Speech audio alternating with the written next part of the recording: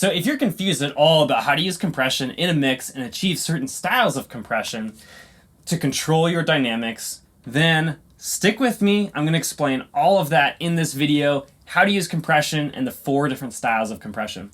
So a lot of people think that there's more than just 4 styles of compression, but really limiters, even distortion is all encapsulated under compression, and it is all encapsulated under these 4 styles of compression. So let me dive into the 4 different styles of compression and how to achieve those styles of compression in your mix. Actually, before I get to that, there are only 2 parameters of a compressor that are really going to drive the style of compression in that you're utilizing in your mixes. It is going to be the attack and the release functions. If you have all the other tools, obviously, are very important in a compressor, but those are more utilitarian, and they just drive to set everything up correctly so your attack and release function as they should. So the first option that we have with attack and release is to have a fast attack and fast release. So let's write that down here. In a little fancy dancy chart, we can have a fast attack and fast release. And this style of compression is known as thickness compression. So let me explain. This is our waveform, right? So this is our transient, this is our tail, and this is going to be that blue line right there. Is going to represent our threshold. So whenever we pass that certain point, our compressor is going to start working. And because we have a fast attack, it's going to clamp down right away. That's when the compressor starts working. And then, because we have a fast release, it's actually going to stop working right when we're no longer passing that threshold. So it's going to stop working here. It's going to let up. So what this is going to do, in effect, is it's going to squish down that first part, but it's going to leave the tail exactly the same. And so we're impacting the microdynamics of this sound by decreasing the volume of the transient in comparison to the tail. This is going to make the sound thicker, but again, because we're reducing the microdynamics, this sound is actually going to sound further away. But if we turn this up, it's actually going to sound louder to us because loudness is transmitted to the human ear through basically average volume, not peak volume. And the average is made up mostly of the tails of notes. So because this tail can be turned up louder and have the same peak, this is going to increase the loudness of that particular performance. And this is also the secret on how to make loud mixes and loud masters, is through thickness type compression. It can be overused and is very easily overdone so that your song sounds lifeless because you no longer have any microdynamics in your song, and therefore it's going to sound flat and boring and overcompressed.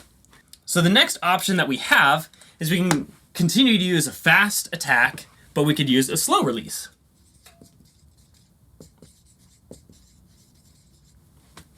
So what that's going to do is going to give us a normalizing type compression.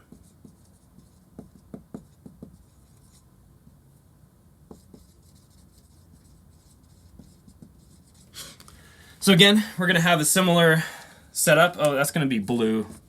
Whatever. Let's set our threshold right here, though.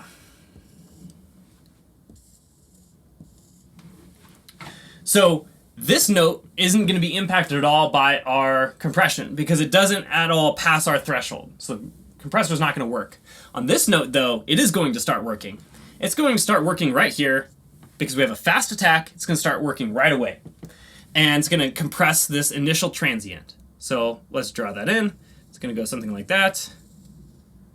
And then, because we have a slow release, it's not going to stop working until the end of the note, or wherever we set it, but generally the end of the note. So therefore, it's actually going to decrease the dynamic range of this part as well. Yeah, anyway.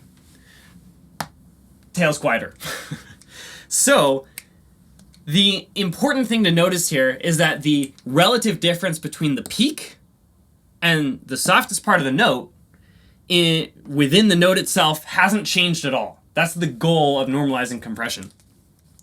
So what we have is a more normalized and consistent volume between separate notes, impacting the macrodynamics of this piece, but we're leaving the microdynamics alone. So this compression comes in very handy when you have a very dynamic instrument such as vocals that need to have a more consistent volume overall, but you don't want to squash the life out of them with thickness type compression, because then they're not going to sound close and intimate, and you're going to lose some emotion from that take by only using thickness type compression. Even though it's going to be very consistent, but it's going to remove a lot of the microdynamics of that performance. Okay, so moving on to the right side of our chart here, we can also have slow attack.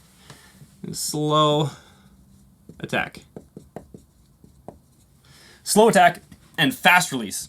This is going to be a groovy type compression.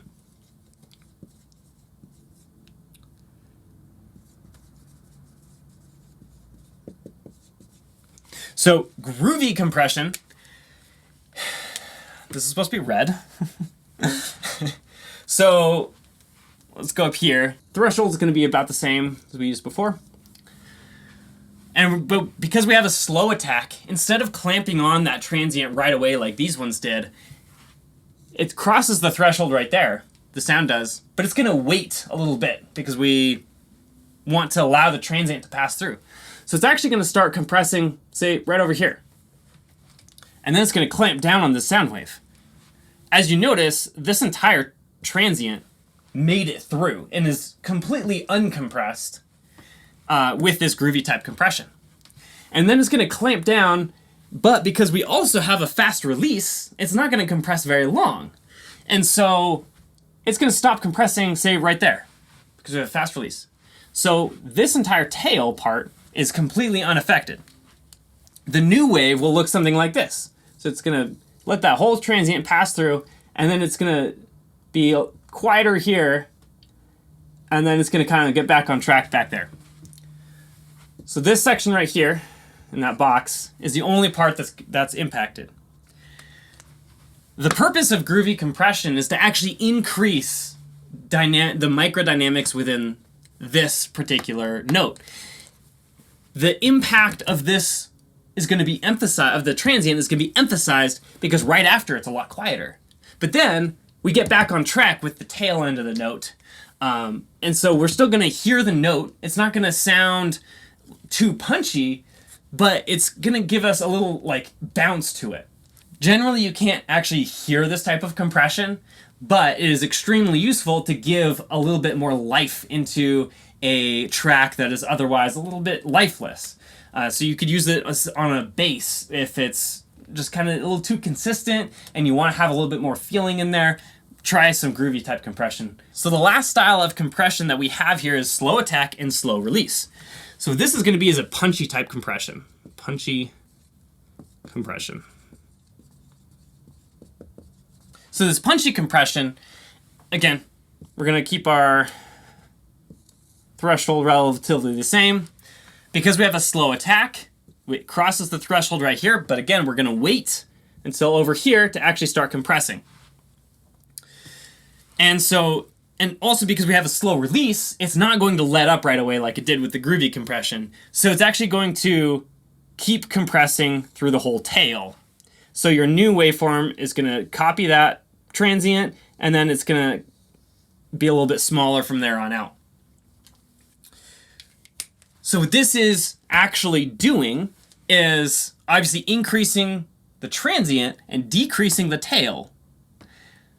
You're going to have a lot more punch to the sound by using this. Also, another important point is that this is actually increasing microdynamics, because again, the definition of microdynamics is the difference the relative difference between the loudest part of the note and the softest part of the note. So this difference, say before those peaks, say like that peak and this peak was, so this one was say like minus 10 dB. This one was minus, say 15 dB.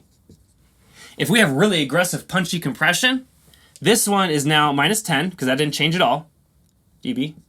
And this one is, like, say, minus 20 dB. Because we've increased this difference, we've increased the microdynamics of this part. So it's the exact opposite, right, of thickness compression, which makes sense, because thickness compression is fast attack, fast release. So therefore, it's going to decrease microdynamics by pushing down this transient and pulling up the tail. Whereas punchy type compression is slow attack, slow release. So it's going to allow the transient to stay loud, but then push down the tail of the note. So it's going to increase microdynamic range of that instrument. All right, so I hope this was super helpful in understanding the styles of compression. If you want to dive deeper and actually know what is a fast attack, what is a slow attack on various instruments, I have created a guide for you that you can pick up in the link right below this video, or go to dinosaurdogstudio.com/compression. That's dinosaurdogstudio.com/compression. And you can get a guide that's going to go over all of this again. So I hope this video was extremely valuable and helpful for you, and I'll talk to you soon. Thanks.